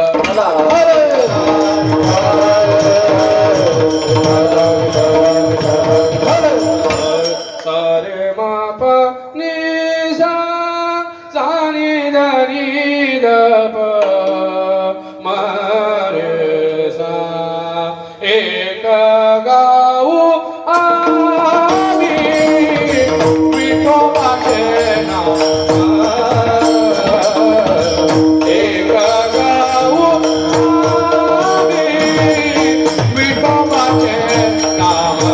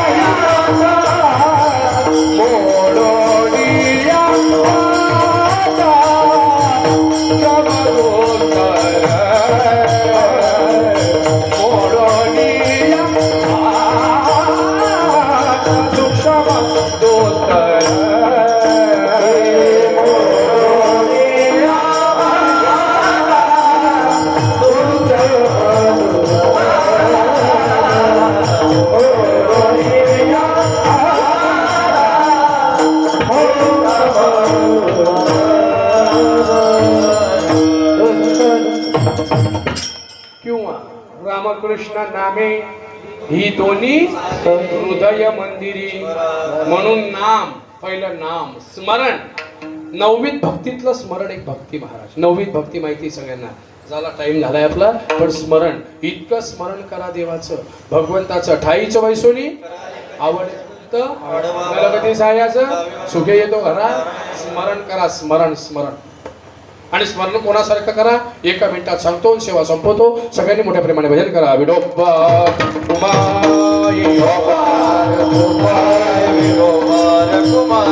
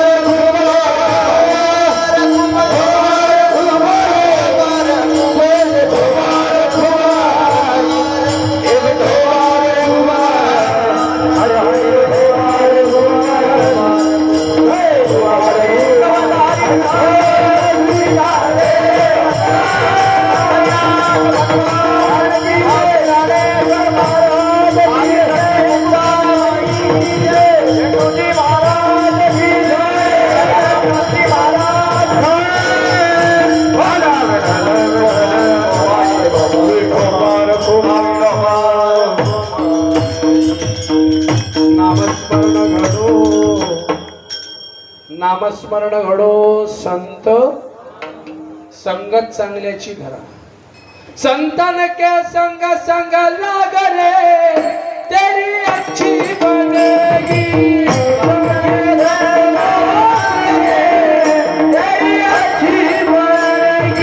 अच्छी बनेगी तेरी बिगड़ी बनेगी. अच्छी बनेगी तेरी बिगड़ी बनेगी. संतन के संग संग लाग रे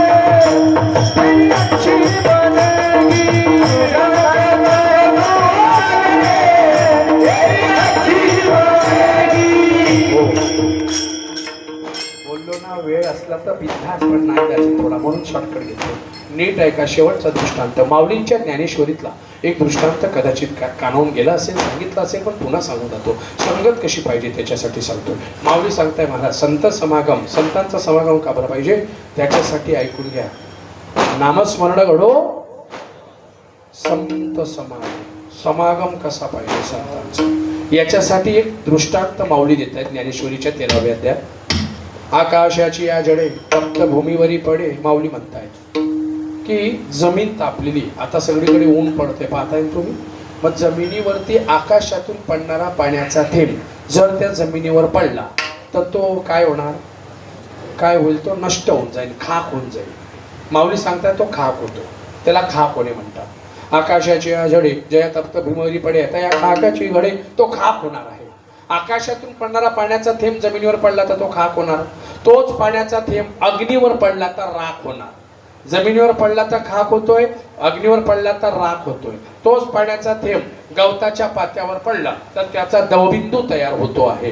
पण तोच पाण्याचा थेंब जर एखाद्या शिंपल्यात पडला आणि शिंपल्याने तोंड बंद केलं तर त्याचा काय तयार होतोय, ऐकताय सगळे. थेंब तोच आहे.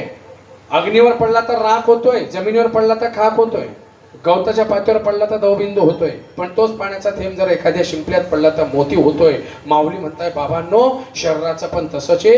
हा देह जर एखाद्या व्यसनी माणसाच्या नादी लागला तर खाक होणार, जुगाऱ्याच्या नादी लागला तर राख होणार, मध्यम माणसाच्या नादी लागला तर त्याचा दवबिंदू तयार होणार. पण हाच पाण्याचा थेंब या संतांच्या सानिध्यात जर लागला तर याचा मोती तयार होतो भगवंताला आवडल्याशिवाय. म्हणून संत समागम, चांगल्याची संगत धरा. उदाहरणार्थ शेवटचा दृष्टांत माऊलींच्या ज्ञानेश्वरीतला. भजन करा ज्ञानेश्वर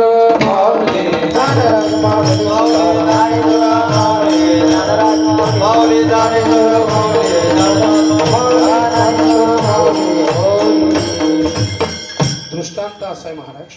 काय झालं, एकदा एक शिकाऱ्याने एका कावळ्यावरती नेम धरलेला. माऊलींच्या ज्ञानेश्वरीचा दृष्टांत आहे. एकदा एका शिकाऱ्याने त्याला काही औषधासाठी कावळा पाहिजे होता, म्हणून त्याने कावळ्यावर अगदी खालून नेम धरलेला आणि तो बाण मारणार. इतक्यात उडत उडत एक राजहंस तिथे आला. राजहंस त्याचा उडत होता. पण या कावळ्याने फांदीवर बसून त्याला हाक मारली, काय राजहंसा, कुठे चाललाय. आणि राजहंस आला आणि त्या कावळ्याच्या शेजारी बसला. राजहंस बसाची घात आणि शिकाऱ्याने बाण सोडाची घात एकच झाली. बोलत चला. शिकाऱ्याने बाण कोणाला मारला होता, पण मध्यंतरी कोण येऊन बसला आणि बाण कोणाला लागला, आणि राजहंसाला बाण लागला. राजहंस तडफडत खाली पडला आणि कावळा उडून गेला.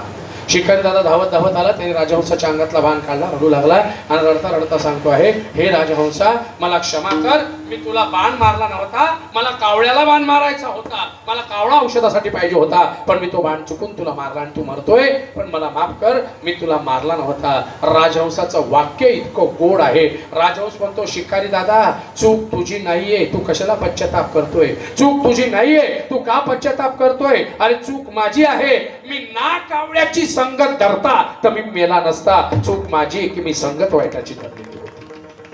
हे शास्त्र आहे. जो वाईटाची संगत धरतो, ढेकणाच्या संगे कुसंगे नाडीला, संगत कोणाची धरा त्यालाही शास्त्र आहे. उदाहरण सांगून जातो. वाल्या कोळीची संगत थोड्या वेळासाठी का असेना कोणाशी झाली होती, नारदांशी. परिणाम काय झाला, वाल्याचा. बोलत चला, वाल्याचा. दुसरं उदाहरण, कारण म्हणजे नारदांचे जगातले 4 शिष्य आहेत. नारदांचे टोटल शिष्य फक्त 4 आहे भागवतात दिलेले. आणि 4 शिष्य कोणकोणते, यादी करा, सेवा संपवतो. नारदांचा पहिला शिष्य म्हणजे महर्षी वाल्मिक, म्हणजे वाल्या कोळ्याचा. काय झाला. दुसरा शिष्य कोण, नारद मुनी. आकाश मार्गाने उडता उडता आपल्या जळगाव नगरीमध्ये आले. आणि जळगाव नगरीत, भागवत ऐकताय तुम्ही, भागवतात दिलेलं आहे, जळगाव नगरीमध्ये त्यांचा एक शिष्य होता. अजूनही तो शिष्याचं गाव आहे. आपण त्या गावाचं नाव बदलवून टाकलेलं आहे. आणि त्या शिष्याचं नाव सुरुवातीलाच घेतलं ना आपण, महर्षी व्यास. नारदांचे शिष्य. आणि व्यास कोणत्या गावाला राहत होते, तुम्ही यावल म्हणता त्याला, ते यावल नाहीये. भागवताची सुरुवातच त्याच्याने दिलेली आहे. त्याचं खरं नाव व्यासनगरी. म्हणून तर सांगतो ना, ऐका तर मनापासून ऐका. व्यास नगरी त्याचं खरं नाव आहे, पण आपल्यावर मुघल लोकांनी राज्य केलं, आपण खरे नाव बदलवून टाकलेले आणि त्याचं नाव व्यास नगरीच्या ऐवजी यावल करून टाकलेले. आजही जाऊन पहा तिथे महर्षी व्यासांचं काय आहे, जिथे व्यासांची नारदांची भेट झाली ना, व्यासांचं मंदिर आहे आजही. आणि हे भागवतात दिलंय. मी बगलपुरात सांगत नाहीये, कारण बरेच लोक म्हणतात बुवा लोकांना काम नाहीये, बांधला फेटा. बाबा कसं बोलताय, मी बोलायच्या पहिले तयार राहता, इज्जत घ्या तर एक नंबर राहता बुवा. काय सांगू, विनोदाचा भाग सोडा महाराज, गंमत म्हणून सोडा, पण खरंच सांगतो, महर्षी व्यास पहिले शिष्य होते वाल्मिक ऋषी, दुसरे महर्षी, तिसरा एक छोटा मुलगा होता जो तपश्चर्येला जात होता आणि त्याला एकच मंत्र दिला, ओम नमो वासुदेव. त्या मुलाचं नाव काय होतं, ध्रुवबाळ. हा तिसरा शिष्य व्यास महर्षी नारदांचा. आणि चौथा शिष्य कोण, जो अर्ध शिष्य आहे, त्याचं नाव पवनपुत्र हनुमान. हे 4 शिष्य केले नारदांनी आयुष्यात, त्यांच्या 4 शिष्य केले. पण या 4 शिष्यांमध्ये मी कशा करता सांगतोय, स्मरण नामस्मरण घडो, संत समागम झाला त्यांचा. आणि परिणाम आज परिस्थिती पहा, व्यासांना उपदेश केला म्हणून 12 स्कंदाचा, दशमस्कंदाच्या पूर्वार्धाचा 18,000 श्लोकांचा एवढा मोठा ग्रंथ, कोणता, गीता भागवत करीती अखंड चिंतन, तो भागवत ग्रंथ तयार झालेला आहे. कावरा संतांचा समागम, व्यासांची भेट नारदांशी झाली तर भागवत तयार झालेला आहे. हा चांगल्या लोकांच्या भेटीचा फायदा आहे. आणि आपल्याला कितले लोक भेटतात, फायदा तर होत नाही, पण याचा त्याचा चिवडल्याशिवाय राहत नाही. काय सांगू तुम्हाला, हाय काय अशीची ती काय तशीची, तिथं बालच कापते, तिथं गाऊनच घालते, आणि तिथं वायबाराची, तिथं यखनीची, आणि तिचा नवराचा बायकोचा भाड्या आहे, तर तू पाय व माय काय ते तू पाय त्याला काय भाड्या म्हणते. तुझ्या नवरा तुला विचारल्याशिवाय घरमध्ये फ्रीज आणत, बाकीच्या गोष्टी दूरच्या बा. काय सांगू, याला त्याला नावं ठेवून फायदा नाहीये. समागम चांगला पाहिजे, ना वावगाची भ्रम नको देवा. आणि म्हणून संत शिरोमणी नाथ महाराज सांगताय, बाबांनो एकच काम करा, पायी तीर्थ यात्रा मुखी राम नाम हाची माझा निम सिद्धीने, दुसरं तिसरं मागणं नाही, आणि मागणी नाही नाही देवा. एका जनार्दनी सेवा दृढ देवी. कोणती सेवा घडली पाहिजे, संतांची सेवा. कोणत्या संतांची, मुक्ताबाई मुक्ताबाई मुक्ताबाई आदिशक्ती मुक्ताबाई आदिशक्ती मुक्ताबाई. टाळी वाजवा, टाळी वाजवा, एक जास्त नाही. मुक्ताबाई मुक्ताबाई मुक्ताबाई मुक्ताबाई ब्रह्मचिंतला मुक्ताबाई ब्रह्मचिंतला